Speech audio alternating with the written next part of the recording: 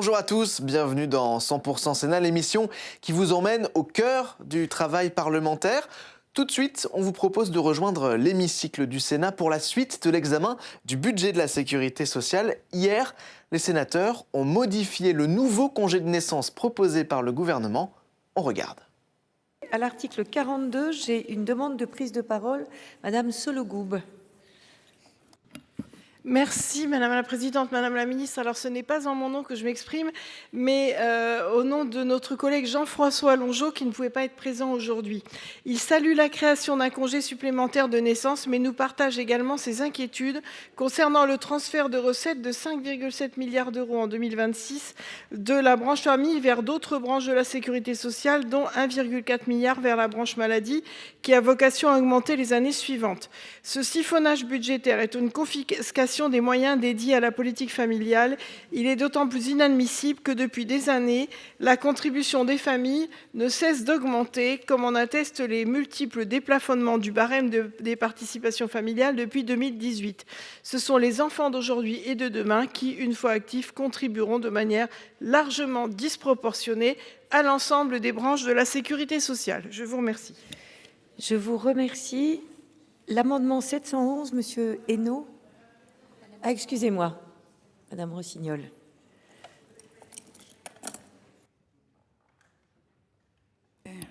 D'abord pour dire à propos du 41, parce que j'ai eu un moment d'absence quand ça a été très vite, pour dire que très bien des procédures de recouvrement. Ceci dit, les familles monoparentales attendent autre chose que des procédures de recouvrement pour la RIPA. Elles attendent en particulier un statut des familles monoparentales, et puis un certain nombre de dispositions nouvelles, en particulier concernant le devenir de l'allocation de soutien familial lorsqu'il y a une remise en couple.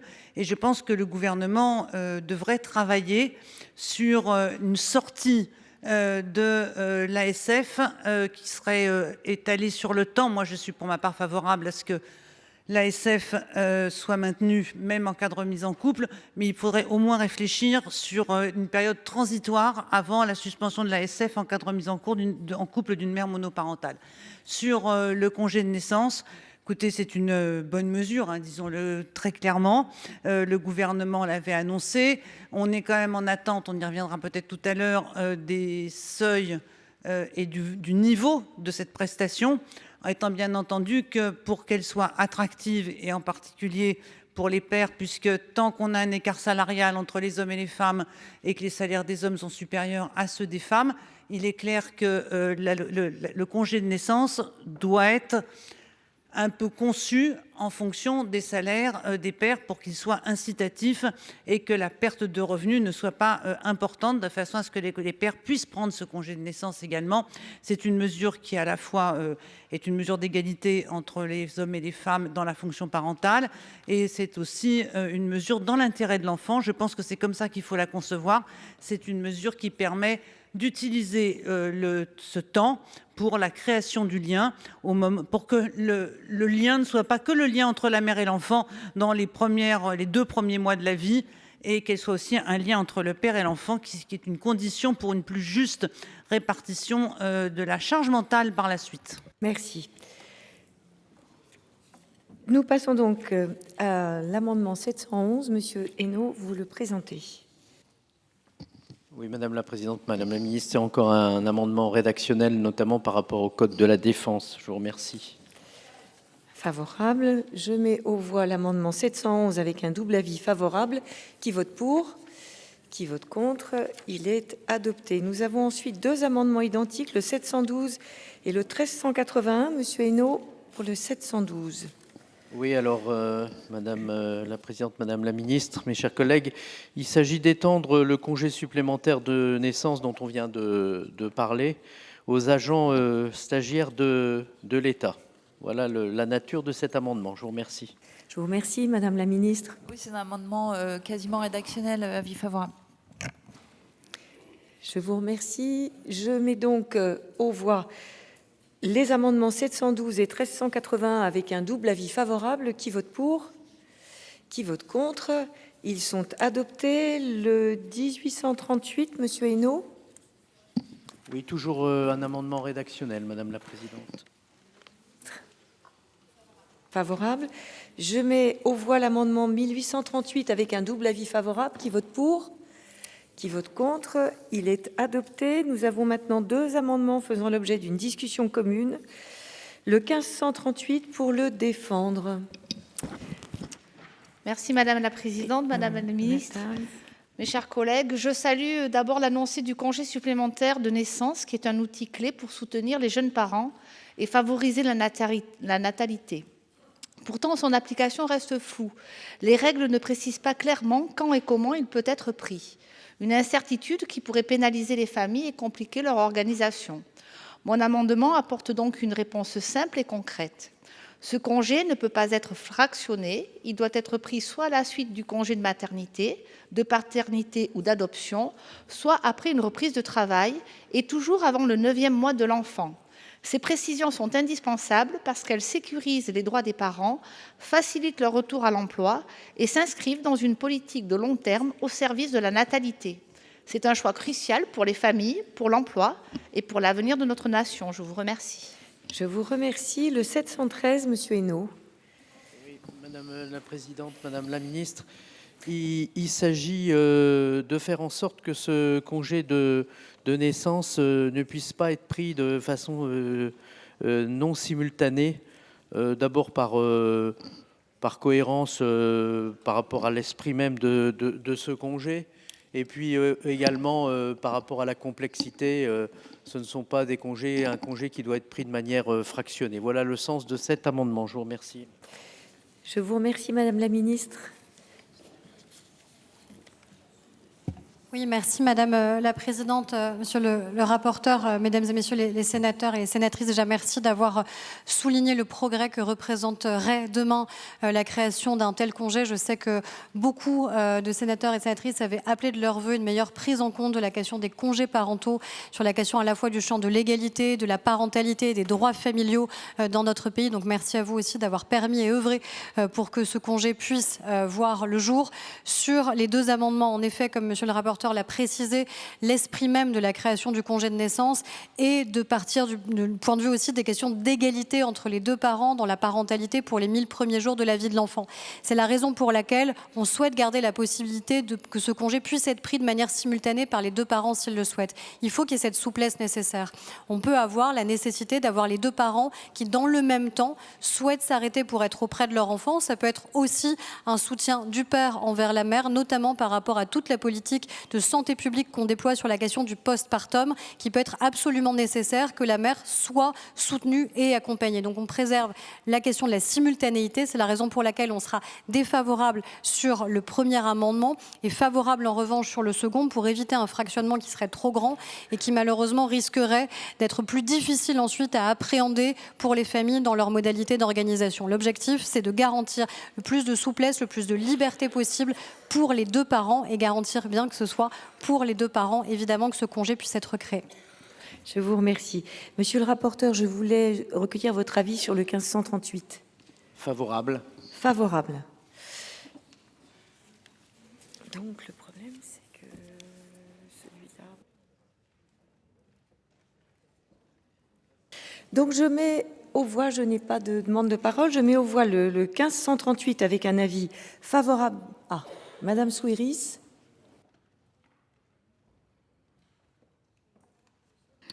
Oui, pardon. Nous partageons l'objectif de l'article, mais nous devons veiller à ce que ce congé puisse être pris dans des conditions suffisamment souples, donc le fractionnement possible, et qu'il bénéficie effectivement aux deux parents, afin d'éviter qu'il ne repose dans les faits que sur l'un ou l'une d'entre eux. C'est une question d'efficacité, mais aussi d'équité. Et puisque nous parlons des conditions d'accueil du nouveau-né, j'en profite pour rappeler l'importance de la situation de nos maternités. Les fermetures, les tensions de personnel et les difficultés d'accès aux soins fragilisent la prise en charge périnatale dans son ensemble. Selon les travaux menés par la chercheuse Béatrice Blondel, la mortalité néonatale est presque multipliée par 4 lorsque l'accouchement a lieu hors maternité ou à plus de 45 km de l'établissement le plus proche. Or, entre 1997 et 2019, le nombre de femmes en âge de procréer vivant à plus de 45 minutes d'une maternité a plus que doublé. Le congé de naissance ne peut produire pleinement ses effets que s'il s'articule avec un environnement de soins solide, depuis le suivi prénatale jusqu'aux premières semaines après la naissance. Renforcer les droits des parents est indispensable, mais cela doit aller de pair avec une politique claire et ambitieuse pour garantir un maillage pérenne des maternités et des conditions de prise en charge de qualité. Merci. Je vous remercie. Je mets aux voix l'amendement 1538 avec un avis favorable de la commission et défavorable du gouvernement. Qui vote pour? Qui vote contre? Il est adopté et il fait tomber l'amendement 713. Nous passons maintenant à l'amendement 1839. Monsieur le rapporteur. C'est un amendement rédactionnel. Je vous remercie, Madame la Ministre. Je vous remercie. Je mets aux voix l'amendement 1839 avec un double avis favorable. Qui vote pour? Qui vote contre? Il est adopté. L'amendement 1840, monsieur le rapporteur. Toujours rédactionnel, Madame la Présidente. Je vous remercie. Je mets aux voix l'amendement 1840 avec double avis favorable. Qui vote pour? Qui vote contre? Il est adopté. Nous avons 3 amendements faisant l'objet d'une discussion commune. Le premier, 1382, Madame la Ministre, nous vous écoutons. Merci Madame la Présidente. C'est un amendement qui reporte la date d'entrée en vigueur du congé supplémentaire de naissance au 1er juillet 2027. Je vous remercie. Monsieur le rapporteur, le 714. Alors, c'est de même nature, Madame la Présidente, Madame la Ministre. Nous, on souhaitait que ce soit plutôt, après avoir entendu les caisses, au 1er janvier 2027. Voilà la nature de cet amendement. Je vous remercie. Ensuite, nous avons le 755 pour le défendre. Madame Billon, que je repère. Oui, merci Madame la Présidente. Cet amendement déposé par notre collègue Brigitte Bourguignon vise à effectivement dire à nouveau que le congé supplémentaire de naissance est essentiel, la création de ce congé, mieux indemnisé que l'actuel congé parental qui constitue une avancée majeure. Elle répond aux besoins réels du jeune enfant et reconnaît à chaque parent un droit individuel permettant d'améliorer l'articulation entre vie familiale et vie professionnelle.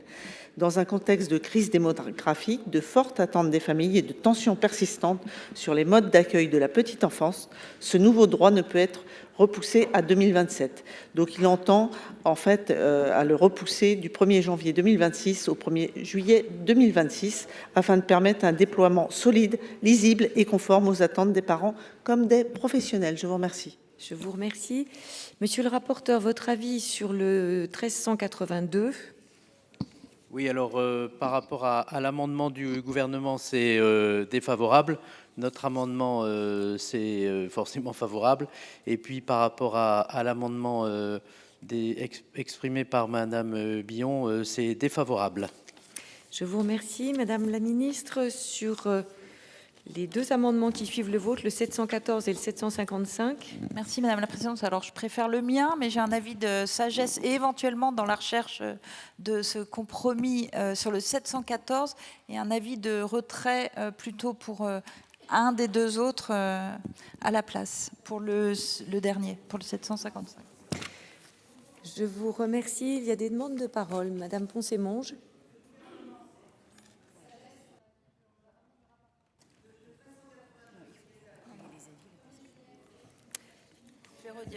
Je vais redire si vous voulez.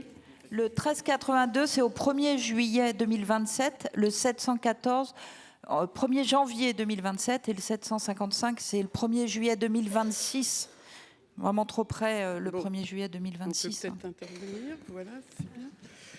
Madame Poncet-Monge. Oui, merci Madame la Présidente. Alors écoutez, moi, nous, les écologistes, soutiendrons l'amendement 755. Je ne suis pas du tout convaincue qu'il faille 18 mois de délai incompressible. Alors ça, je suis allée aux auditions, on n'a pas entendu un tel délai. Alors je comprends que ça puisse être un délai pour le financement, hein, mais je remarquerai une chose d'abord, parce qu'on a dit le gel des prestations finance un peu le congé de naissance. Le gel, c'est à partir du 1er janvier 2026. Je sais que là, sur le plan technique, ça pose pas de problème puisqu'il suffit de geler. Mais ensuite, je trouve ça même pas parce que, en dehors de l'intérêt de l'enfant et de sa famille, qui est premier quand même.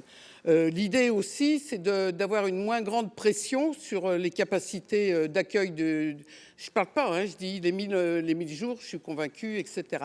Mais par ailleurs, ça avait aussi un effet collatéral secondaire, en quelque sorte, un avantage secondaire de lever un peu la pression, c'est ce que disaient les maires, par rapport au service public de l'enfance, et de leur donner un allègement de la pression. Voilà. Ça ne peut pas être l'objectif premier, mais c'était un avantage secondaire. Par contre, vraiment, non, un an, le délai technique, aucune caisse, parce que c'est vrai que ça emporte la CNAF et la CNAM, hein, elle va payer les prestations. Je pense que vraiment c'est pas nécessaire et que dès lors, plutôt ça rentre parce que ça lève un espoir. Hein. Il y a des gens, ils croient que c'est le 1er janvier 2026. Hein. Vous n'allez pas les faire attendre 18 mois et même pas un an, je dirais. Hein. On le met le plus vite et on se donne les moyens de le faire, qu'on soit prêt au 1er juillet 2026. Alors, Madame Rossignol, je pense que vous voulez prendre la parole. Je tiens à préciser que si l'amendement 1382 est adopté, il fait tomber les deux autres. En revanche, s'il n'est pas adopté et qu'on adopte le 714, il ne fera pas tomber pour autant le 755. Je pense que ce sera important d'éclaircir les choses sur les délais qui sont inscrits dans ces amendements. Donc, nous vous écoutons, Madame Rossignol. Alors, le 714 ne ferait pas tomber le 755. Je suis preneuse qu'un jour on m'explique pourquoi, parce que ça m'échappe un peu. Mais ce n'est pas le sujet à cet instant. Je prends acte, Madame la Présidente, de ces précisions que je vous remercie vraiment de nous avoir données. Je voudrais dire aux deux ministres, 1er juillet 2027, ce n'est pas possible. Qu'est-ce qui va se passer entre aujourd'hui et le 1er juillet 2027 ? Il va se passer mai 2027.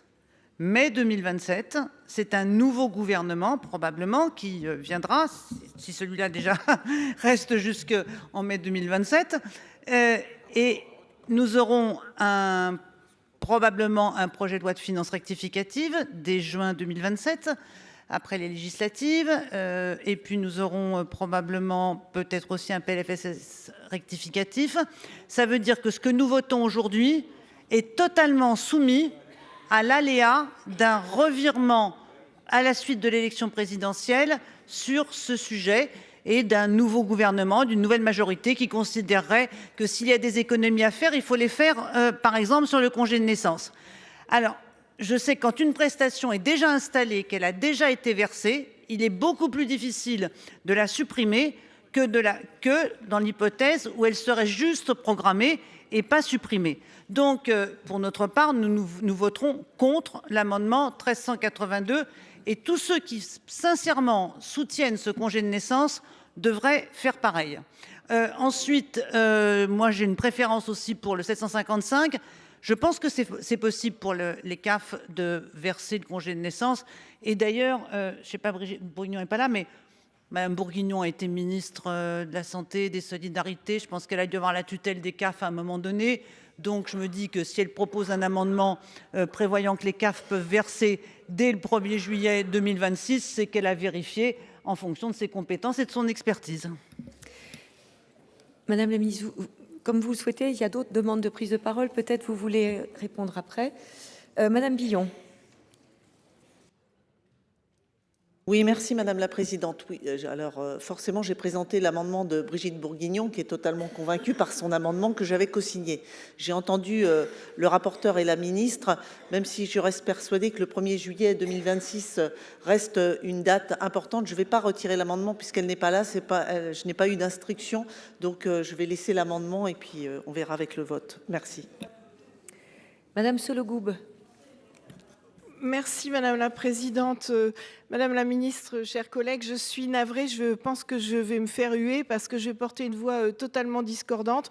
Moi, je ne suis pas persuadée qu'un mois de congé supplémentaire amène un couple à prendre la décision d'avoir un enfant, donc je ne fais pas partie des convaincus. Je pense aussi que ça creuse grandement de fossé entre ceux qui sont salariés et ceux qui ne le sont pas.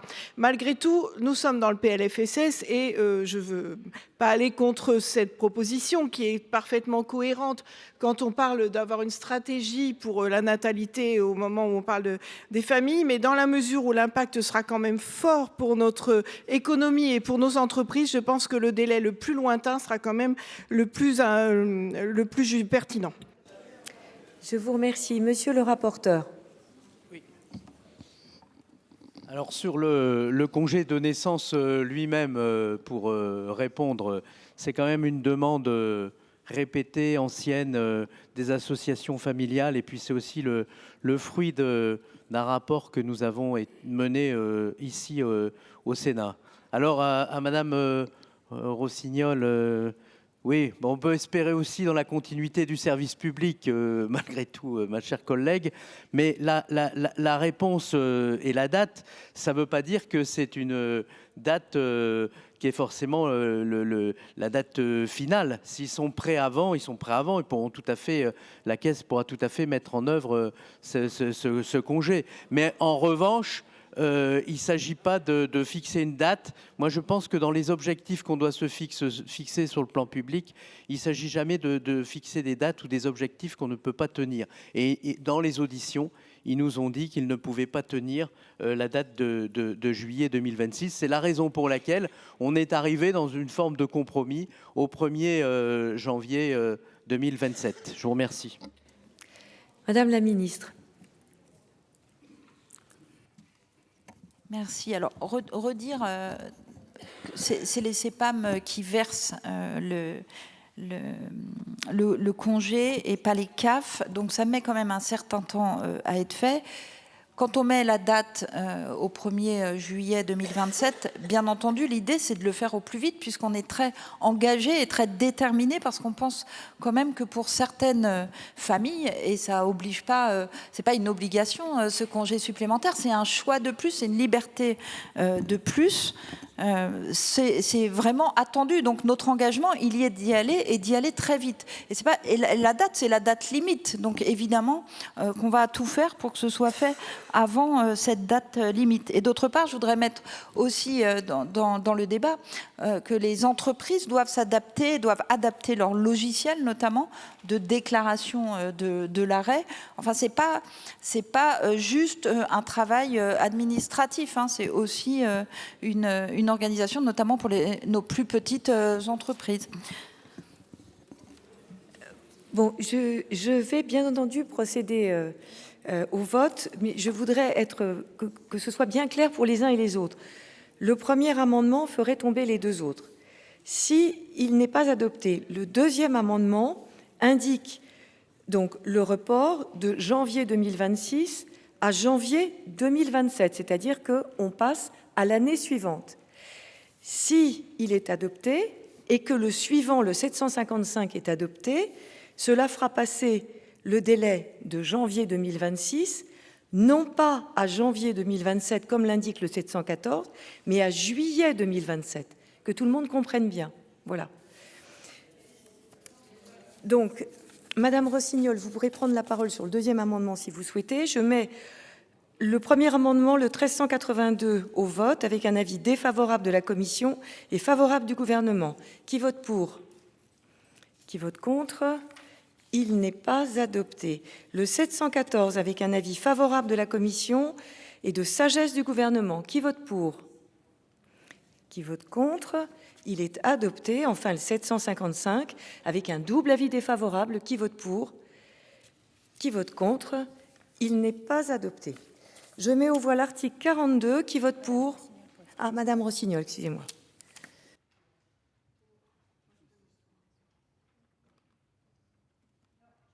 Répondre à notre collègue qui ne s'est pas fait huer, parce que au Sénat, on ne hue pas les collègues. Voilà, je vous cherchais. On ne hue pas les collègues quand on a des nuances et qu'on n'est pas d'accord.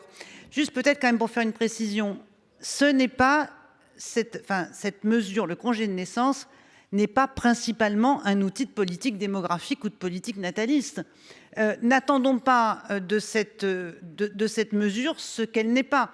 et ne la critiquons pas en fonction des doutes qu'on pourrait avoir sur son impact sur le taux de natalité. C'est d'abord et avant tout une mesure d'égalité, une mesure qui contribue à l'égalité des deux parents dans le lien avec l'enfant dans les premiers mois de la vie, dans les premières semaines de la vie, et qui contribue aussi à organiser un meilleur partage, une meilleure responsabilité entre le père et la mère. Le plus souvent, c'est le père et la mère. Il y a des situations différentes, mais le plus souvent, le père et la mère. Elle est conçue comme étant une mesure favorable à l'enfant, au lien avec ses parents et à l'égalité entre les deux parents. Mais ne projetons pas sur cette mesure des attentes natalistes qui ne seraient pas satisfaites, à mon avis. Je vous remercie. Oui, Sollogoub. Oui, je vous remercie. Je vous remercie. Je me doutais que mes collègues seraient respectueux de ma position et je vous en remercie. J'entends tout à fait et c'est parfaitement vertueux et louable. Malgré tout, je pense qu'il faut se donner un peu de temps pour mesurer aussi l'impact sur le monde de l'économie. Et j'en parle derrière le président de la délégation, aux entreprises, voilà, c'est ça. Parce qu'il y a quand même un impact fort sur le monde de l'économie qui n'est pas forcément reluisant en ce moment à bien des égards. Donc voilà, dans un monde parfait, mais c'est formidable, mais on est quand même en grande difficulté actuellement. Donc voilà, je pense qu'il faut peut-être mesurer l'impact économique de cette disposition, mais très bien. Je vous remercie, Madame Silvani.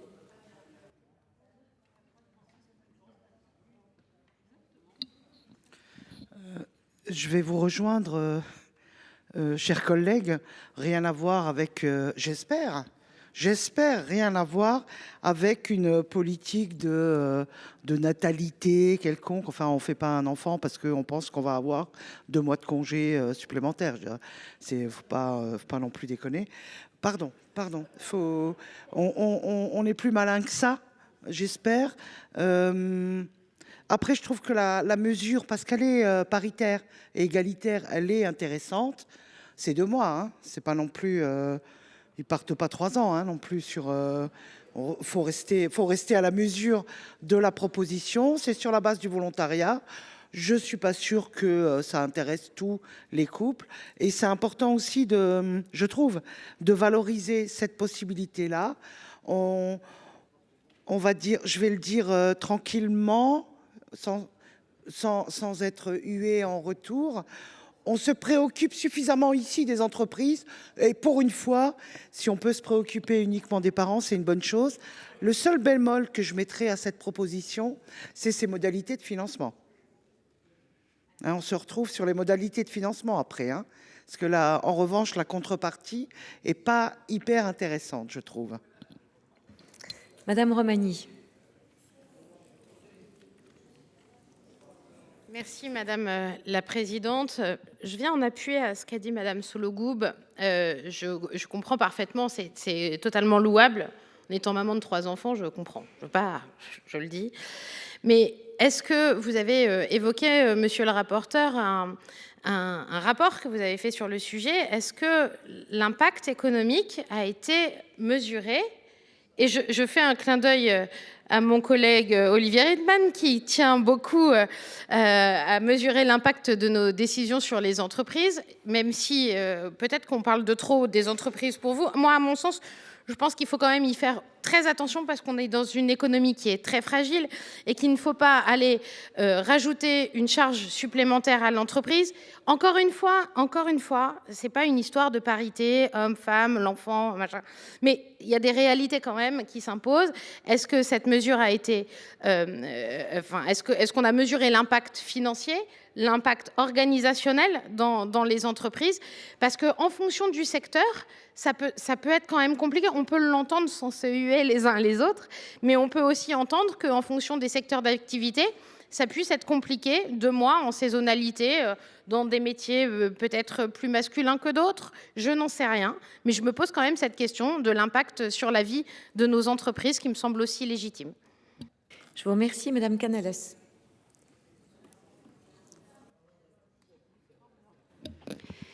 Excusez-moi.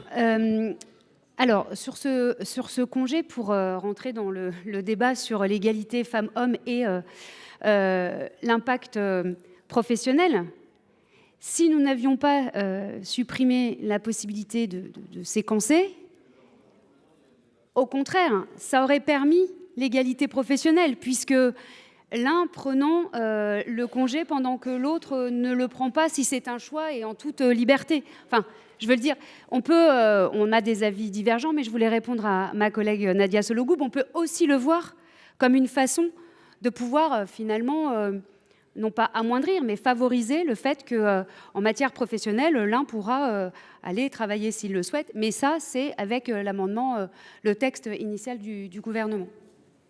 Je vous remercie, Madame Poncet-Monge. Oui, merci, Monsieur le Président.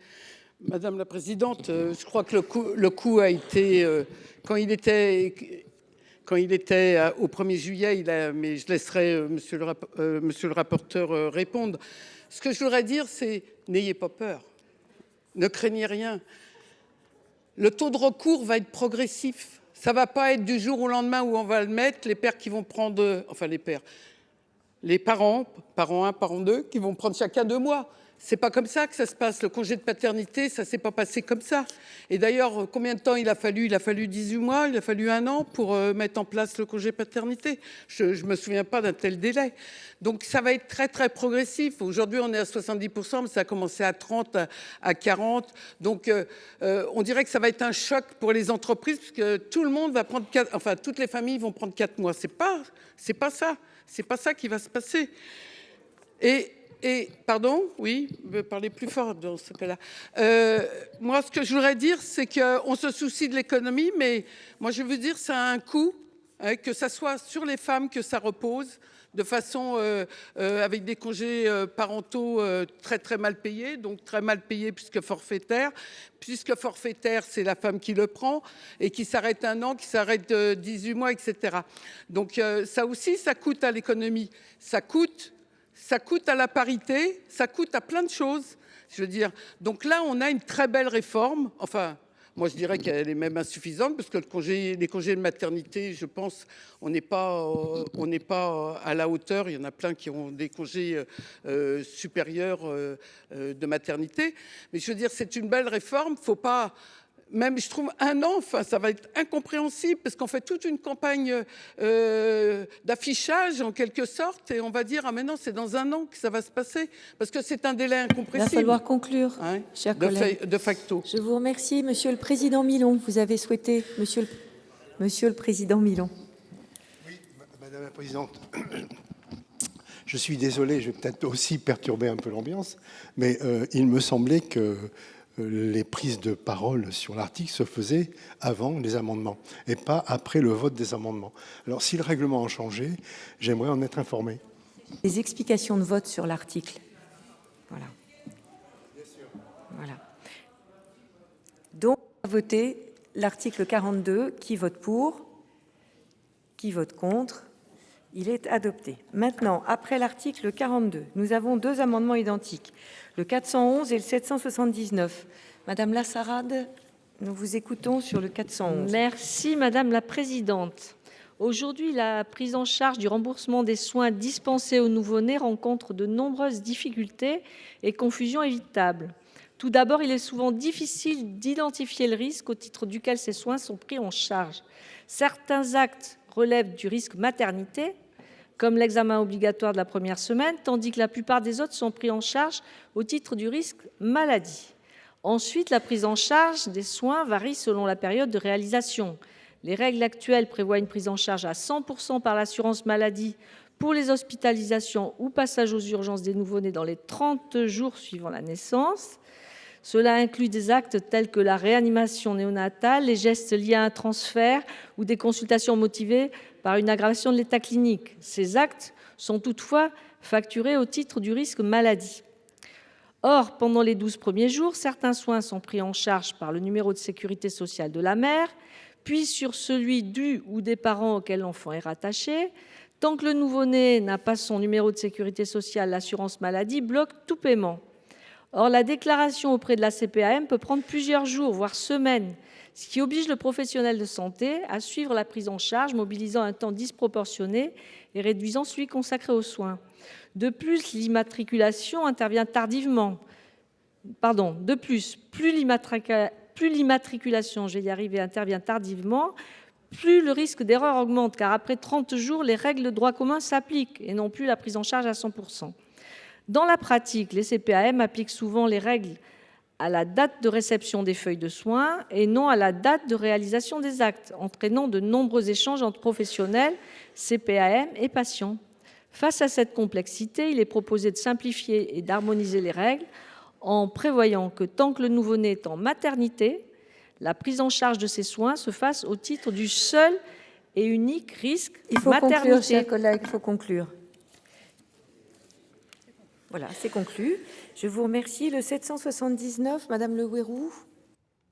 Merci. Alors, il s'agit du même amendement, celui présenté par Madame Lassarade. Donc, je ne vais pas reprendre sa démonstration et les exemples qu'elle a pu donner. Mais ce que je peux dire, c'est que nous soutenons bien sûr cet amendement, puisque la prise en charge des soins délivrés aux nouveau-nés génère vraiment des difficultés et des confusion pour les services et les interprétations par la CPAM. Certains actes, comme ça a été dit tout à l'heure dans le détail, sont pris en charge au titre de la maternité et d'autres actes sont pris en charge au titre de la maladie de la maman.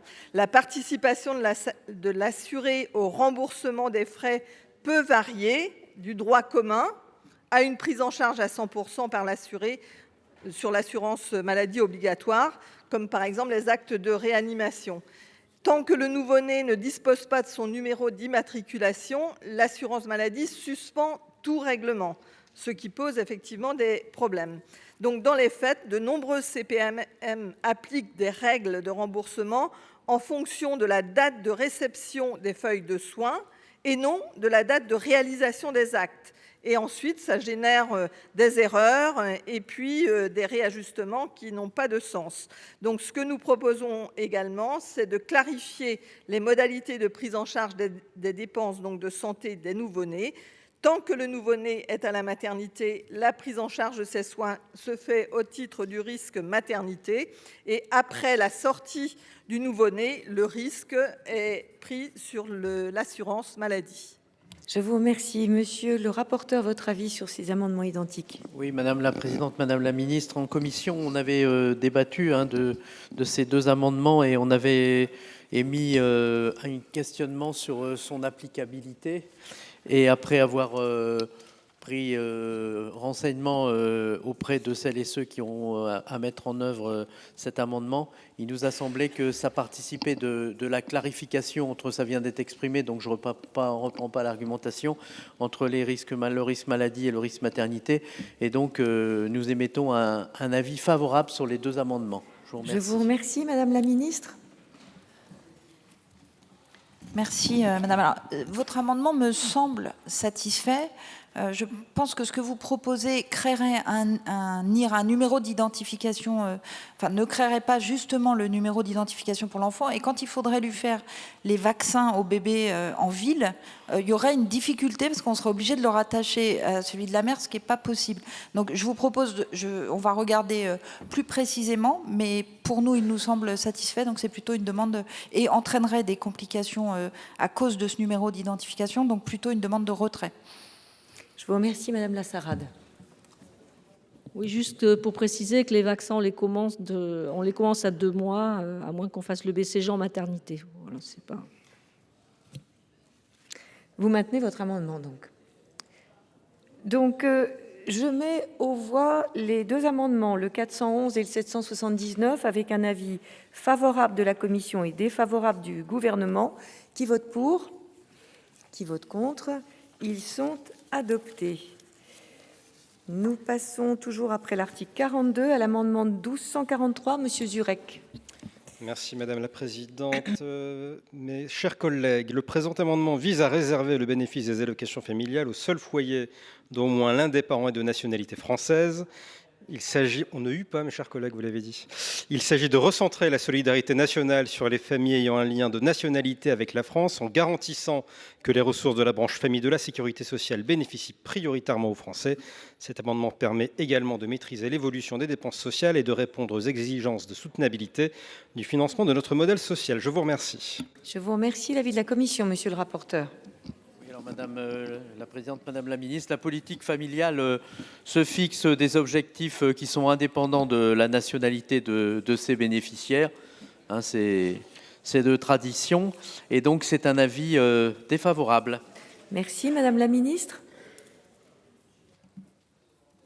Oui, merci Madame la Présidente. Ce sera un avis évidemment défavorable de la part du gouvernement. C'est vrai qu'on est habitué à l'Assemblée nationale à avoir ce type d'amendement maintenant qu'il y a un groupe RN fourni et le Sénat a été préservé jusque-là d'un certain nombre de ses idées. Et malheureusement, ça n'est pas forcément le cas aujourd'hui. Les allocations familiales sont d'abord là pour soutenir les familles, quelles que soient les familles, et soutenir les enfants, quels que soient les enfants évidemment dans ces familles-là. C'est une logique universelle qui est pour nous absolument indiscutable et donc il est inenvisageable de se dire qu'on réserverait le bénéfice de ces allocations en fonction de la nationalité. Qui plus est, ce serait contradictoire avec tous les engagements internationaux de la France et donc juridiquement en plus, ce serait impossible de le mettre en place. Je vous remercie. Je mets aux voix l'amendement 1243 avec un double avis défavorable. Qui vote pour? Qui vote contre? Il n'est pas adopté. L'amendement 130, monsieur Fargeot. Merci Madame la Présidente, Madame la Ministre. Alors cet amendement reprend les dispositions de la proposition de loi de la sénatrice Valérie Boyer et rapportée par Olivier Bitz. Elles ont déjà été adoptées par le Sénat le 18 mars 2025 en conformité avec l'avis du Conseil constitutionnel d'avril 2024. Concrètement, cet amendement vise à conditionner à 2 années de résidence le versement de certaines prestations sociales pour les étrangers en situation régulière et qui n'exercent pas d'activité professionnelle. En effet, il semble logique de contribuer par le travail au financement du système de protection sociale avant de bénéficier de la solidarité nationale. Je précise que cette condition de durée ne concerne pas les étrangers affiliés au titre d'une activité professionnelle. Et à titre de comparaison, pour percevoir l'équivalent du RSA, il faut résider de manière légale et ininterrompue depuis 5 ans en Italie, au Danemark depuis 9 ans, en Espagne depuis 1 an. Merci. L'avis de la commission, monsieur le rapporteur. Monsieur le sénateur, Madame la Présidente, Madame la Ministre, c'est un avis défavorable. Il n'est pas de tradition et ça implique des changements beaucoup plus profonds. Et la commission est défavorable car on ne voit pas en quoi la durée de résidence d'un foyer présente un lien avec les objectifs fixés par la politique familiale. J'ajoute tout de même que, puis il y a d'autres amendements ensuite où ce sera la même chose, que dans le prolongement de ce qu'a dit Jean-François Longeot, il ne me paraît pas pertinent de vouloir faire des économies sur la politique familiale, puisque les excédents ou les transferts sont de 5,7 milliards, comme ça a été dit, et puisque la natalité en France est de 1,6 enfants par femme. À titre d'exemple, et c'est cette gravité-là qu'il faut avoir en tête, en 2 générations, à 1,6 enfants par femme, on perd 20% de la population. Et les pays européens qui ont 1,2 enfants par femme, en 2 générations, ils vont perdre 40% de leur population. Et donc c'est une question existentielle, culturelle, voire civilisationnelle. Et donc je pense que la priorité ne peut pas être de faire quelconque économie sur la politique familiale. Je vous remercie. Je vous remercie. Madame la Ministre, sur le 130, nous vous écoutons. Même avis. Même avis. Je mets aux voix l'amendement 130 avec un double avis défavorable. Qui vote pour? Qui vote contre? Il n'est pas adopté. Le 129, monsieur Fargeot. Merci Madame la Présidente. Alors, je ne vais pas me faire des amis non plus avec Monsieur le rapporteur, mais tout simplement, cet amendement propose de ne plus percevoir les allocations familiales et le complément familial à la majorité de l'enfant. Cette mesure pourrait participer effectivement à l'exigence de redressement des comptes publics. Quand bien même il y a un excédent, cet excédent pourrait peut-être être reversé sous d'autres formes dans le cadre du PLFSS. Merci. Je vous remercie, monsieur le rapporteur. Madame la Présidente, Madame la Ministre, l'opinion qu'on peut avoir sur un sujet n'a pas forcément des conséquences sur l'amitié, monsieur le sénateur, hein, pour répondre à votre interpellation. Mais de ce point de vue, et je pense savoir de quoi je parle, puisque j'ai eu 5 enfants, il me semble que c'est plutôt à 18 ans que les dépenses augmentent, notamment par rapport à ce qui concerne les études. Et je pense que tous les foyers seraient fortement impactés par une telle décision. Et donc, c'est un avis défavorable. Je vous remercie. Je vous remercie, Madame la Ministre. Merci, Madame la Présidente. Alors, c'est un avis, une demande de retrait, sinon avis défavorable. En fait, si vous ne souhaitez plus d'allocation familiale après 18 ans, ça revient à ne plus verser de l'allocation adulte handicapé aussi pour les jeunes, ou encore l'aide versée en cas de décès d'un enfant. Je crois qu'il faut laisser tel quel, et donc une demande de retrait ou avis défavorable. Je vous remercie, Monsieur Fargeot. Je retire. Je vous remercie. Le 131, Monsieur Fargeot, pendant que vous êtes debout. Alors, je continue.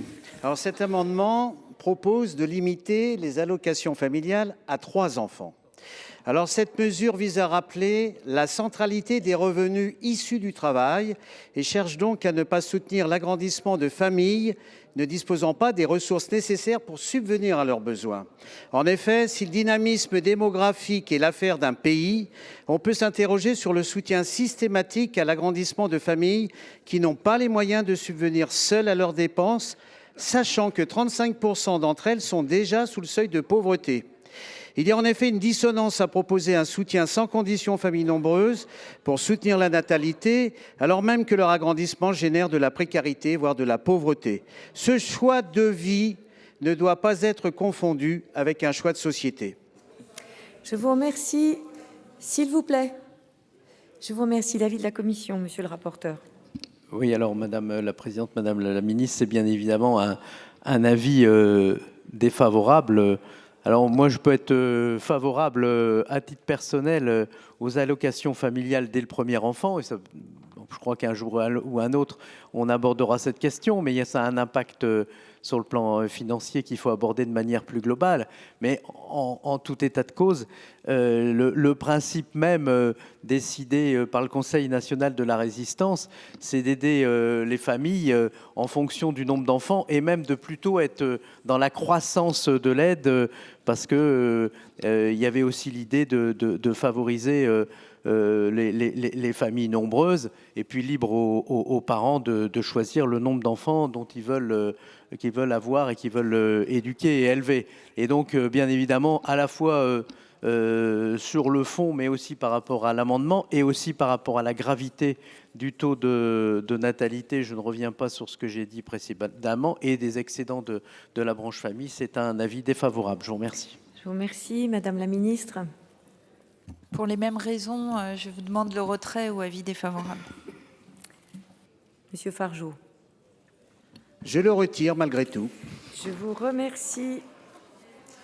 L'amendement est retiré. 2 amendements faisant l'objet de discussion commune. Le 136, Monsieur Panuzzi. Il est défendu. Ensuite, Monsieur le rapporteur, sur le 1843.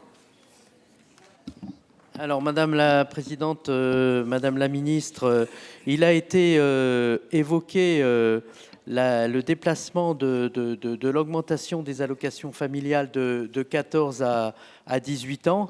Et donc, nous pensons qu'il faut maintenir la règle des 14 ans. C'est la raison de ces amendements pour empêcher ce transfert de cette décision, d'autant plus que, encore une fois, comme ça a été dit par la prise de parole de M. Longeot, et puis comme le démontrent les chiffres, la branche famille est excédentaire, et donc il nous paraît important de maintenir ce qui existe en l'état. Je vous remercie. Votre avis, Monsieur le rapporteur, sur le 136 ? C'est un avis défavorable, puisque ce 136 qui a été défendu prévoyait l'inscription de l'augmentation des allocations familiales, non pas à 18 ans, mais à 16 ans. Et donc, c'est en retrait par rapport à la proposition de la Commission. Je vous remercie. Je vous remercie. Madame la Ministre. Merci Madame la Présidente. C'est un petit désaccord que nous avons avec le rapporteur. Pourquoi nous avons décalé de 14 ans à 18 ans? C'est certes pour pouvoir, nous l'avons dit, financer de façon sérieuse dans le cadre de ce budget où nous essayons de maîtriser les dépenses de l'assurance maladie, d'autofinancer le congé supplémentaire de naissance. Et d'autre part, pourquoi 18 ans? Parce que nous avons une étude de la DREES qui confirme qu'il y a un intérêt de décaler à cet âge-là, puisque il est montré dans cette étude que c'est à 18 ans que le surcoût intervient à 18 ans. Et que par contre, entre 13 et 14 ans, contrairement à ce que ça pouvait être des années avant, le surcoût intervient à 18 ans et plus à 14 ans. Donc c'est une demande de retrait ou avis défavorable. Je vous remercie. Madame Rossignol.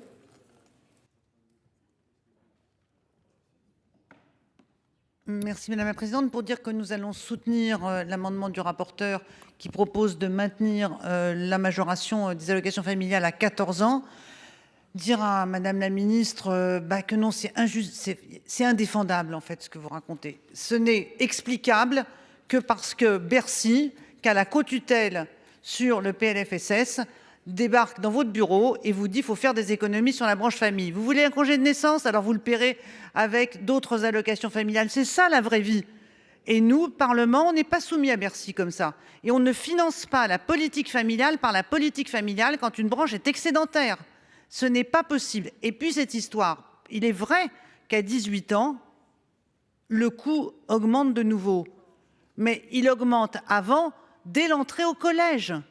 Donc c'est même pas 14 ans. Si on pouvait mener la politique familiale qu'on voudrait mener, c'est dès 12 ans qu'on ferait la majoration. On n'attendrait même pas 14 ans. Alors quant à la reporter au-delà de 14 ans, c'est une mesure purement comptable, qui est une mesure qui tend à dire que le congé de naissance pour les parents doit être financé sur leurs ressources pour les adolescents. C'est vraiment pas possible. Donc c'est pour ça que nous votons vraiment l'amendement du rapporteur avec beaucoup de soutien et de détermination. Je vous remercie. Je mets aux voix l'amendement 136 avec un double avis défavorable. Qui vote pour? Qui vote contre?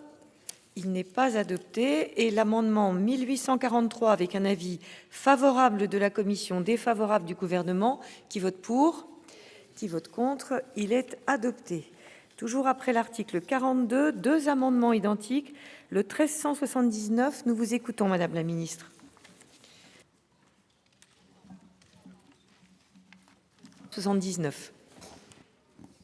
Merci Madame la Présidente. Il s'agit de sécuriser la réforme du complément de libre choix du mode de garde en excluant certaines indemnités dans le calcul du plafond afin de limiter le reste à charge des parents. Je vous remercie. Et l'amendement 1842, monsieur le rapporteur.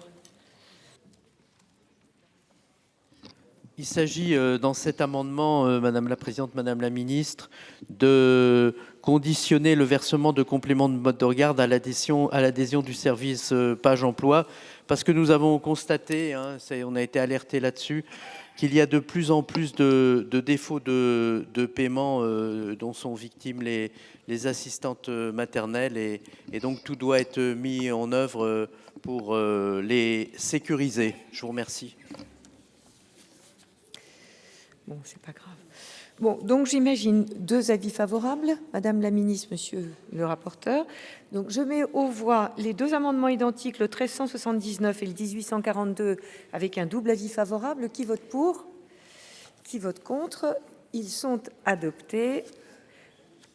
Nous avons maintenant deux amendements identiques, le 1380 présenté par Madame la Ministre. Monsieur le rapporteur avait pris un petit peu d'avance, donc c'est l'amendement qui confirme l'utilisation de Page Emploi Plus pour permettre à ce qu'il n'y ait pas de difficultés dans le paiement des gardes d'enfants aux assistantes maternelles. Je vous remercie, monsieur le rapporteur. Oui, sur le Madame la 1841. Madame la Ministre, c'est toujours la même argumentation par rapport à Page Emploi et notamment c'est pour éviter les défauts de paiement. Je vous remercie. Je vous remercie. Donc un double avis favorable. Je mets aux voix les amendements 1380 et 1841 avec un double avis favorable. Qui vote pour? Qui vote contre? Ils sont adoptés. À l'article 39, j'ai l'amendement 1750. Madame Canales, nous vous écoutons. Merci, Madame la Présidente. Je voulais souhaiter la bienvenue à Madame la rapporteure. Je suis ravie de la retrouver. Alors, cet amendement a pour objectif de supprimer cet article qui confie désormais au seul médecin conseil l'examen des dossiers dits simples. Alors cette réforme, elle intervient dans un contexte où l'indépendance des médecins conseils est fragilisée depuis le dernier décret du 30 juin, qui intègre davantage dans la hiérarchie des CPAM les médecins conseils, les exposant à des décisions et des pressions peut-être un peu hiérarchiques. En tout cas, nous nous étions déjà opposés l'an dernier au PLFSS 2025 à cette modification. Donc, naturellement, nos craintes restent les mêmes. Et selon nous, la véritable solution pour désengorger les comités régionaux de reconnaissance des maladies professionnelles n'est pas nécessairement de créer un examen parallèle par des médecins conseils, mais bien de moderniser les outils existants. Je vous remercie. L'avis de la commission, Madame la rapporteure. Merci Madame la Présidente. Avant de prendre la parole, je voudrais remercier le gouvernement et le président de la Commission des affaires sociales d'avoir mis en avant la réserve pour que je puisse m'exprimer ce soir sur la branche AT-MP. Et moi aussi très heureuse de vous retrouver. Alors donc, l'article 39 porte une réforme bienvenue, comme vous le savez, de la détermination des modalités de diagnostic des maladies professionnelles inscrites sur le tableau, puisque celles-ci conduisent parfois les assurés à devoir subir des examens peu accessibles, obsolètes, voire dangereux. Il contient également des dispositions indispensables pour garantir la capacité des C2RMP à absorber la charge de travail pour la procédure de reconnaissance complémentaire en renvoyant l'instruction de certains actes à un binôme de médecins conseils. La Commission a donc soutenu cet article sous réserve de l'adoption des amendements qu'elle a déposés et elle émet par conséquent un avis défavorable à l'encontre de votre amendement. Je vous remercie. Monsieur le ministre. Madame la Présidente, Madame la rapporteure, Monsieur le Président, Mesdames et Messieurs les sénateurs, Madame la sénatrice, votre amendement vise à supprimer l'article 39. Alors, ce faisant, vous supprimeriez une disposition qui, très concrètement, selon nous, améliorera la reconnaissance des maladies professionnelles, ce qui constitue un objectif prioritaire du gouvernement, objectif, je crois, largement partagé au sein de cet hémicycle.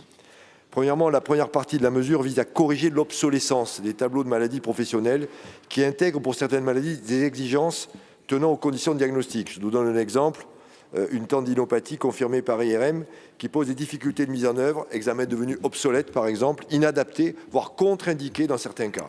Il est donc proposé par ces mesures législatives de procéder à un renvoi à un décret en Conseil d'État pour fixer des modalités générales d'établissement du diagnostic d'une maladie désignée dans un tableau de maladies professionnelles. C'est une réelle avancée qui est soutenue par les associations de victimes, dont l'ANDEVA, et qui fait suite aux recommandations de l'ANSES et de la Cour des comptes.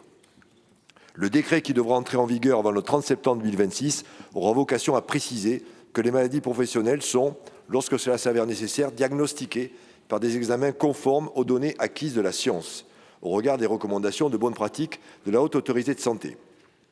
C'est d'ailleurs le sens de l'amendement 707 de Madame la sénatrice Richet, auquel je donnerai un avis favorable, je l'annonce déjà à l'avance. D'autre part, la suppression de cet article supprimerait également l'instruction des dossiers de maladies professionnelles ne remplissant pas l'ensemble des conditions requises par les tableaux, par les seuls médecins de conseil de l'assurance maladie. Alors je sais que cette mesure a suscité des craintes, voire des oppositions, c'est peut-être ça qui motive aussi votre proposition d'amendement, chez les acteurs du secteur, notamment des associations représentant les victimes ainsi que des parlementaires. C'est la raison pour laquelle, je le redis, le gouvernement sera favorable à l'amendement présenté par Madame la sénatrice Richer, qui vise à recentrer le champ d'application de cette mesure aux seuls dossiers pour lesquels l'intervention du médecin du travail n'est pas nécessaire. Voilà, pour l'ensemble de ces mesures, je serai amené à donner un avis défavorable à votre amendement. Je vous remercie, Madame Canales. Non ? Alors, je mets aux voix l'amendement 1750 avec un double avis défavorable. Qui vote pour ? Qui vote contre ? Il n'est pas adopté. Nous avons ensuite 4 amendements faisant l'objet d'une discussion commune.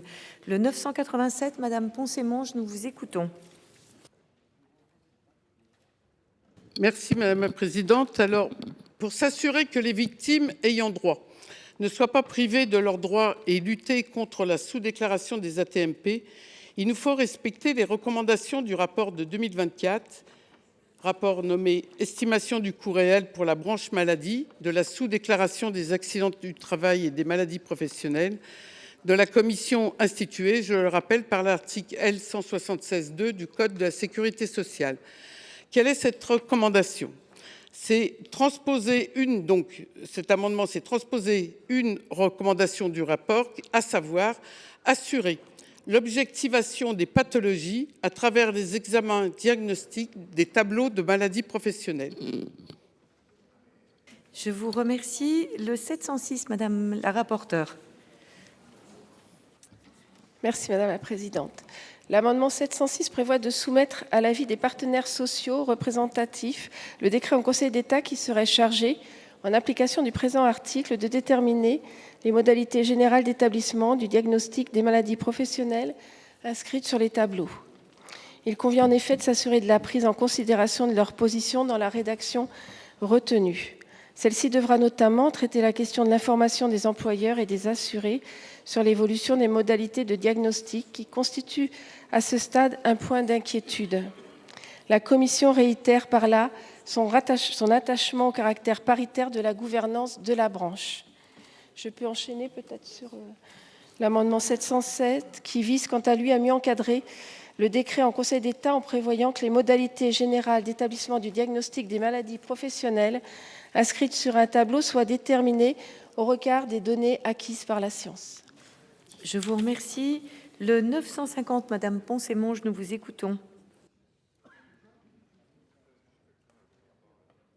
Merci Madame la Présidente. Alors, cet amendement vise à introduire dans les modalités générales d'établissement du diagnostic des maladies professionnelles la prise en compte des différences d'exposition et de parcours de soins selon le genre des travailleurs.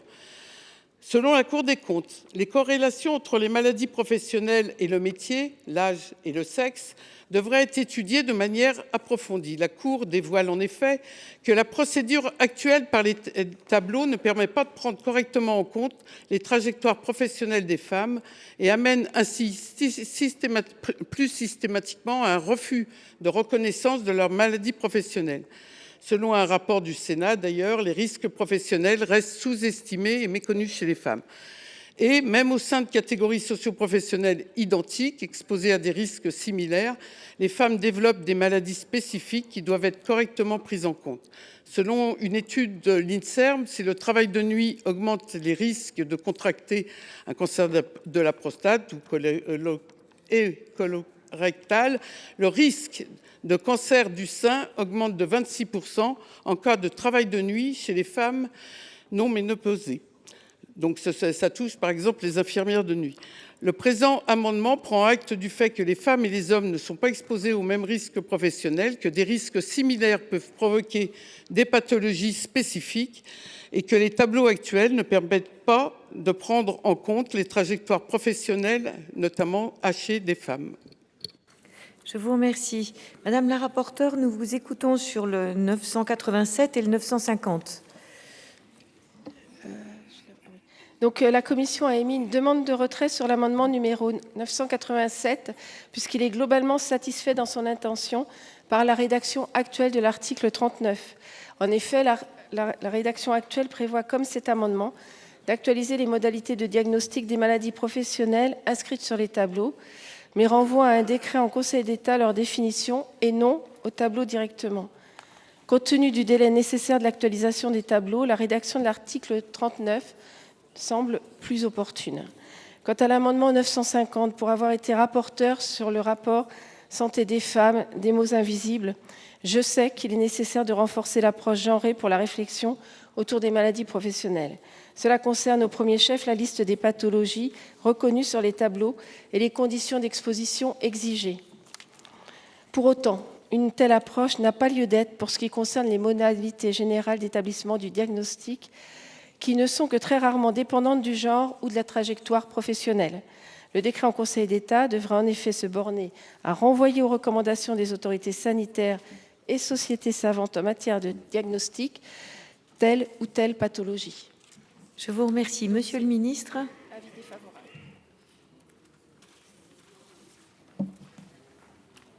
Madame la présidente, madame la rapporteure générale, mesdames et messieurs les sénateurs, madame la sénatrice, le premier amendement proposé, le 987, vise à compléter les tableaux de maladies professionnelles par des décrets précisant l'objectivation des pathologies à travers des examens diagnostiques.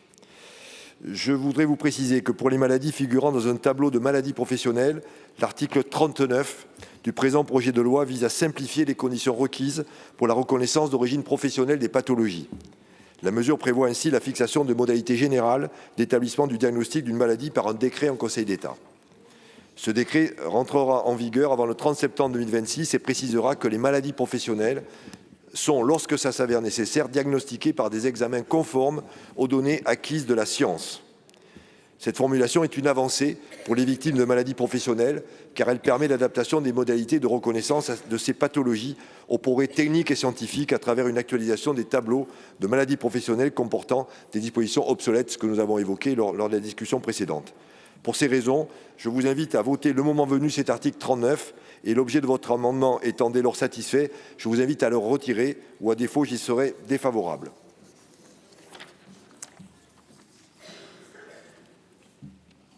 Sur l'amendement 706 présenté par Madame la rapporteure générale, Madame la rapporteure, votre amendement vise à soumettre au Madame la rapporteure. Pardon. Madame la rapporteure, votre amendement vise à soumettre aux partenaires sociaux le décret visant les modalités générales de diagnostic pour avis. Alors là-dessus, je tiens à rattacher l'attachement du gouvernement à ce que les partenaires sociaux soient pleinement associés sur l'ensemble des questions qui les concernent, en particulier en s'agissant de la gouvernance de la paritaire de la branche AT-MP. À cet égard, le Conseil d'orientation des conditions de travail, COCT, est bien consulté sur le projet de décret auquel renvoie l'article 39 pour déterminer les modalités générales d'établissement du diagnostic de ces maladies. Les avis de ce Conseil, en tant qu'organe consultatif participant à l'élaboration des orientations de politique publique dans les domaines de la santé et de la sécurité au travail, dont le collège des partenaires sociaux, comporte un nombre égal de représentants des salariés et des employeurs. Je comprends néanmoins votre volonté d'expliciter l'existence de cette consultation des partenaires sociaux dans la loi, ce qui correspond bien à la pratique actuelle et la méthode du gouvernement qui est attachée au dialogue social. Pour ces raisons, le gouvernement émettra un avis de sagesse sur cet amendement. Je continue. Alors, le 707, présenté par Madame la rapporteure, je vais dire tout de suite la fin et après je donnerai quelques arguments. Ça sera un avis favorable. Voilà, je ne ferai pas, ferai pas durer le suspense. En effet, pourquoi favorable? Parce que la mesure proposée par le gouvernement repose sur le constat que le tableau de maladies professionnelles intègre, pour certaines maladies, des exigences tenant compte aux conditions de diagnostic et que ça pose certaines difficultés de mise en œuvre. Vous procédez donc, vous proposez que ce dernier, qui rentrera en vigueur le 30 septembre, aura vocation à préciser que les maladies professionnelles sont, lorsque ça s'avère nécessaire, sont diagnostiquées par des examens conformes aux données acquises de la science.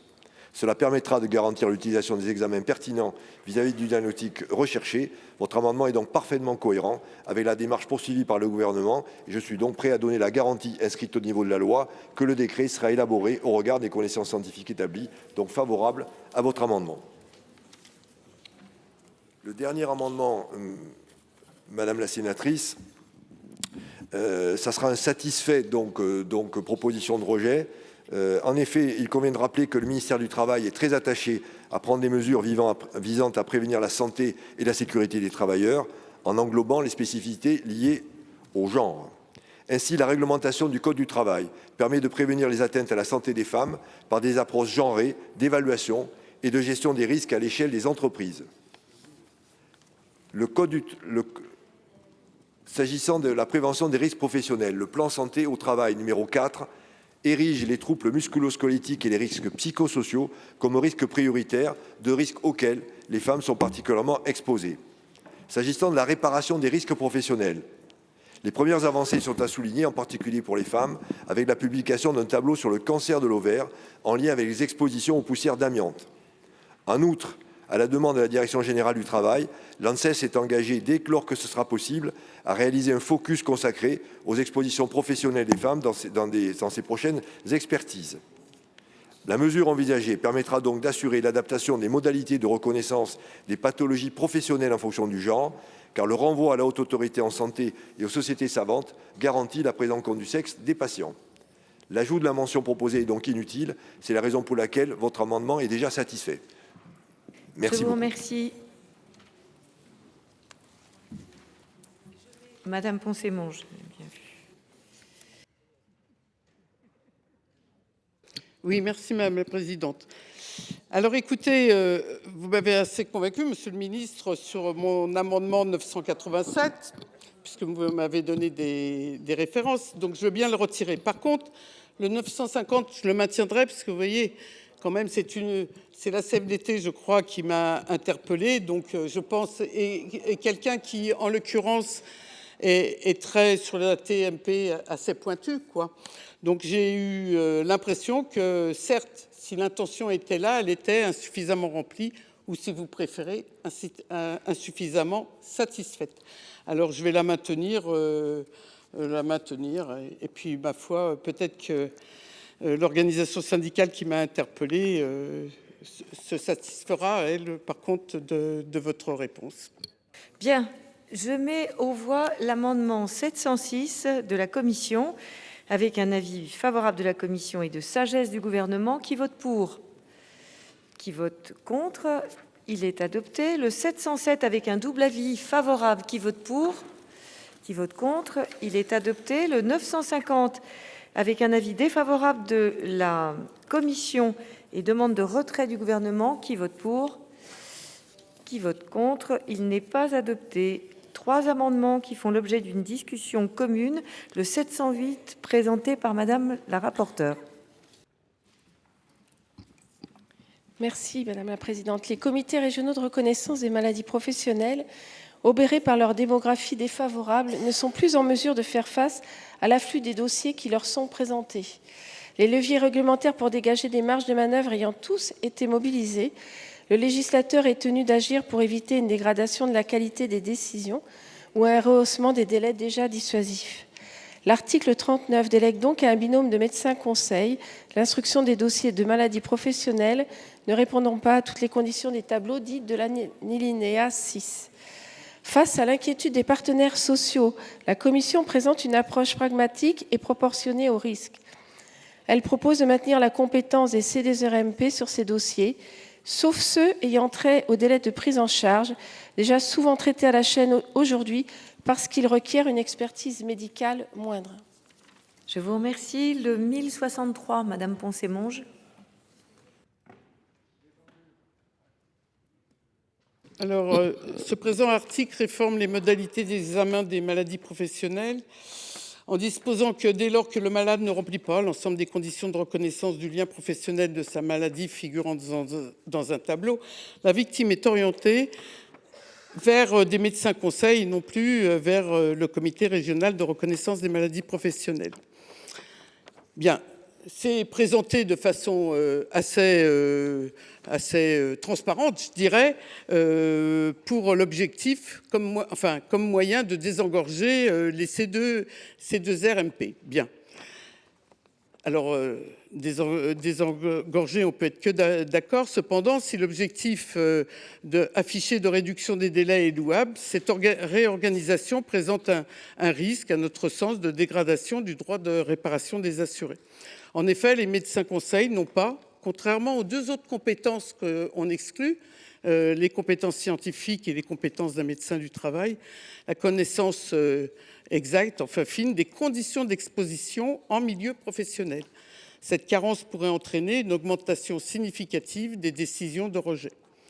De surcroît, le décret déjà contesté par les médecins conseils eux-mêmes, qui a modifié l'organisation du service médical de contrôle de l'assurance maladie, les médecins conseils étant davantage quand même insérés à l'intérieur des CPAM, leur indépendance professionnelle peut être un peu altérée. Cela ne sera pas sans conséquence sur leurs futures décisions en matière de reconnaissance des maladies professionnelles.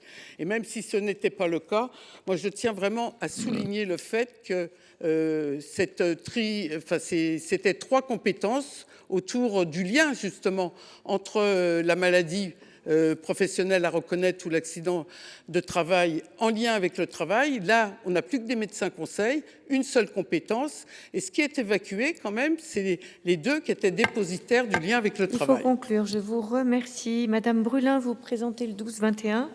Merci Madame la Présidente, Monsieur le Ministre. Derrière une annonce a priori louable, celle d'améliorer la reconnaissance des maladies professionnelles, cet article 39 retire le rôle, ça vient d'être expliqué, des comités régionaux de reconnaissance des maladies professionnelles, ces deux RMP, et risque, à notre sens, de négliger l'origine des défaillances dans le système actuel de reconnaissance des maladies professionnelles. Dans un avis de décembre 2024, l'ANSES recommandait de procéder à une actualisation de plusieurs tableaux de maladies professionnelles et à la création de nouveaux tableaux prenant davantage en compte l'évolution des connaissances scientifiques. L'ANSES relevait alors un certain nombre d'incohérences ou de manques importants parmi les tableaux existants qui expliquent l'engorgement et les délais de traitement et la sous-reconnaissance au sein des C2RMP. En remplaçant l'examen des dossiers par des comités régionaux de reconnaissance en maladies professionnelles, nous risquons de perdre la connaissance des conditions d'exposition des victimes, contrairement aux médecins inspecteurs du travail et aux universitaires de santé au travail qui actuellement siègent dans ces deux RMP. C'est le sens de notre amendement de suppression de cet article qui, évidemment, ne s'oppose pas à l'actualisation des tableaux, mais à la disparition des comités régionaux de reconnaissance des maladies professionnelles. Je vous remercie. Je vous remercie. Je vais donc recueillir l'avis de la commission sur le 1063, le 12-21. Oui, merci Madame la Présidente. Donc, soit parce qu'il supprime la possibilité de déléguer les dossiers de l'alinéa 6 aux médecins conseils, soit parce qu'ils rendent leur avis non opposable à la Caisse. Les deux autres amendements de cette discussion commune vident, mesdames, de sa substance le dispositif. Je l'ai dit, le risque est clair. Si l'on ne fait rien, soit les C2RMP devront sacrifier la qualité de leur instruction, soit les délais de traitement réglementaires devront être rehaussés. Aucune de ces éventualités n'est souhaitable. La Commission a donc émis un avis défavorable à l'encontre de vos amendements. Je vous remercie, Monsieur le Ministre. Votre avis sur ces trois amendements? Madame la Présidente, Madame la rapporteure, Mesdames et Messieurs les sénateurs, nous commençons par le 708.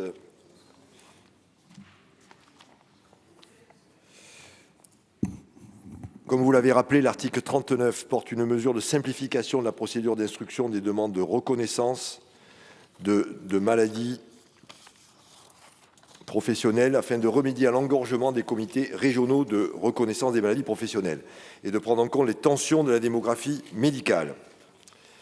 Par cet article, le gouvernement proposait que les dossiers actuellement examinés par les comités régionaux de reconnaissance des maladies professionnelles, CRRMP, puissent à l'avenir être examinés par 2 médecins conseils du service médical de l'assurance maladie, dans le cas où le dossier présenté ne remplit pas une ou plusieurs des conditions prévues par le tableau de maladies professionnelles, c'est-à-dire les dossiers en alinéa 6. Alors effectivement, cette mesure a suscité des craintes, voire des oppositions des acteurs du secteur, notamment des associations représentant les victimes ainsi que des parlementaires.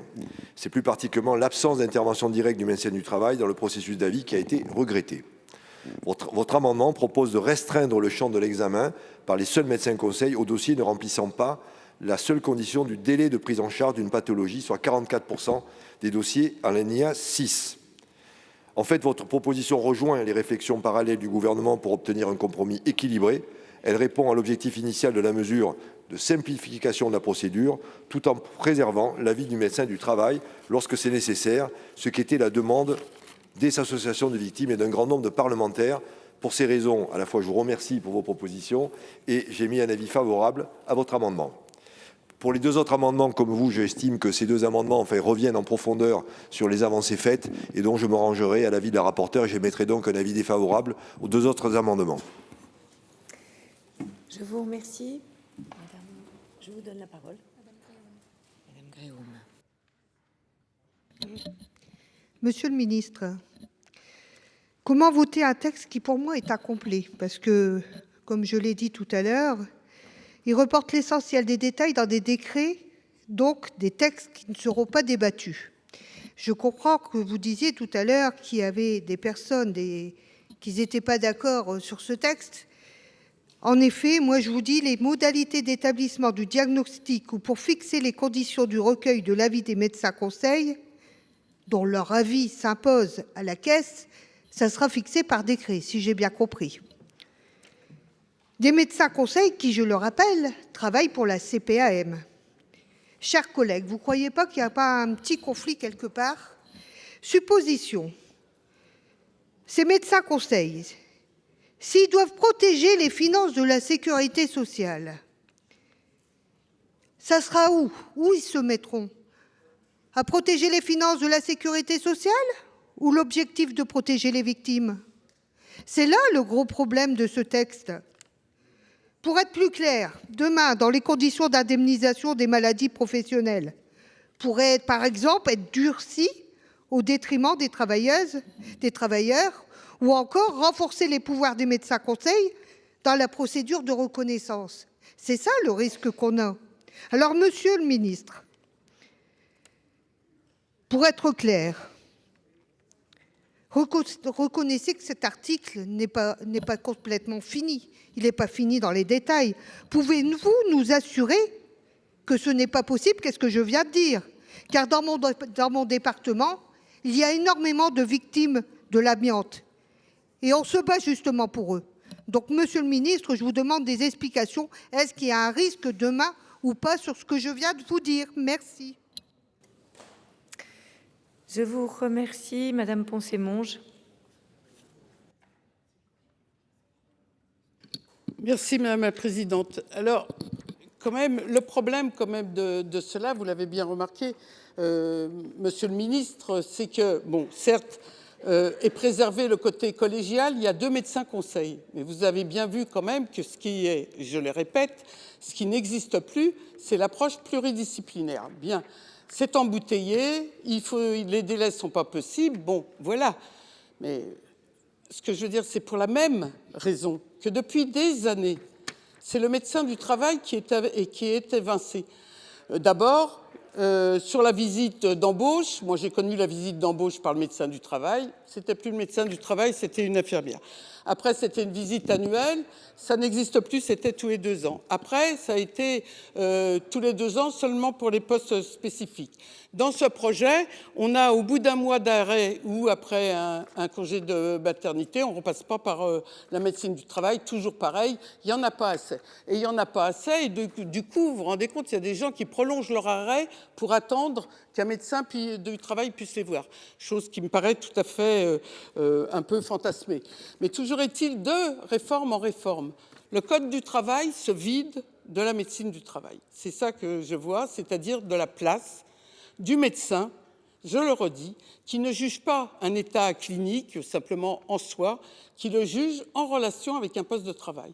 Et c'est cette adéquation, voire c'est le médecin du travail qui va demander qu'on adapte le travail à la personne, et non le contraire. Le poste, on regarde, la personne ne s'y adapte pas, hop, inaptitude. Donc, je veux dire, c'est un vrai problème. On avait une spécificité en France qui était la médecine du travail. Et depuis 10 ans, 15 ans, elle ne fait que s'affaiblir. Et je trouve vraiment que là, pour le coup, c'était un de nos points forts dans notre Code du travail. Je vous remercie. Monsieur le ministre, vous souhaitez prendre la parole? Nous vous écoutons. Madame la Présidente, effectivement, puisque je peux apporter quelques réponses. Alors, dans l'ordre des questions, bon, les médecins restent des médecins. Vous savez, ils sont quand même soumis à une déontologie sérieuse. Et moi, je ne fais pas partie de ceux qui pensent qu'il y aurait 2 catégories de médecins. Ils sont tous des médecins et tout le monde travaille en conscience. Voilà, je voudrais vous dire ça. Deuxièmement, ce qu'on veut faire, on a écouté les associations de victimes, vous savez, on ne travaille pas tout ça dans notre coin. Et ce qu'on veut faire, c'est simplifier les choses. Et on a travaillé avec elles, les associations. Et elles nous disent que nos travaux vont dans le bon sens. Le Conseil d'État, c'est lui qui a demandé à ce que soit renvoyé dans des décrets sur les modalités de diagnostic. Voilà, donc je pense qu'il y a un vrai travail de préparation qui a été fait, d'échange et d'écoute, donc avec les associations de victimes, avec les professionnels, avec les parlementaires. Il y a un gros travail de fait dans les 2 assemblées, à la fois au Sénat, à l'Assemblée nationale, avec les commissions. Donc c'est un travail sérieux qui vous est présenté. Voilà, je voulais vous le dire. Sur les médecins du travail, c'est vrai qu'il y a une tension. on le reconnaît, mais il y a les infirmiers spécialisés qui sont tout à fait capables et habilités de faire un certain nombre d'opérations de santé au travail. Donc l'organisation, il n'y a pas de trou dans la raquette, donc tout est complet. Voilà, donc les infirmiers peuvent faire un certain nombre de missions relatives à la santé du travail, tout ça est parfaitement validé. Voilà les réponses que je pouvais apporter aux questions posées par les deux sénatrices. Bien, je vous remercie. Je vais mettre aux voix l'amendement 708 avec un double avis favorable. Qui vote pour? Qui vote contre? Il est adopté et il fait tomber les deux autres. Je vais mettre aux voix l'article 39. Qui vote pour? Qui vote contre? Il est adopté. Après l'article 39, nous avons l'amendement 540 pour le défendre, Monsieur Gold. Pardon, Monsieur Guillaume, excusez-moi. Merci Madame la Présidente.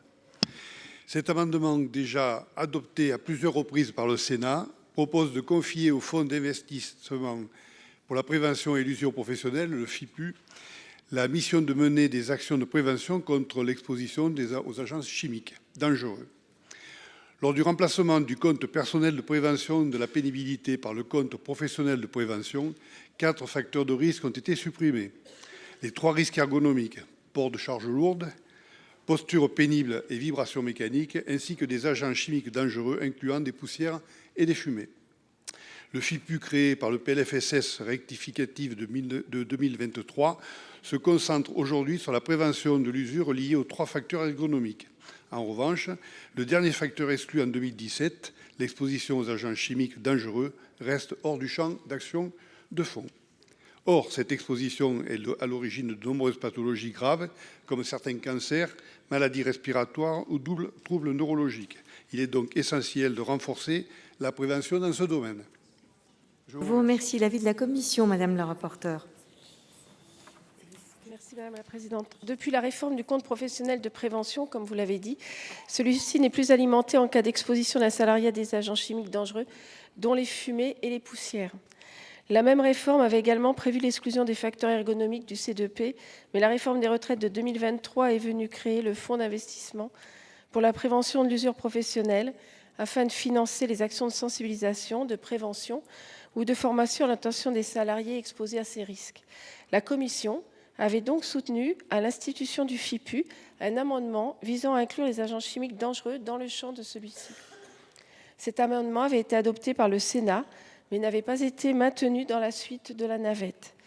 Afin de ne pas laisser les risques liés aux agents chimiques dangereux de côté à la fois du C2P et du FIPU, il apparaît opportun d'élargir les missions de ce fonds en ce sens.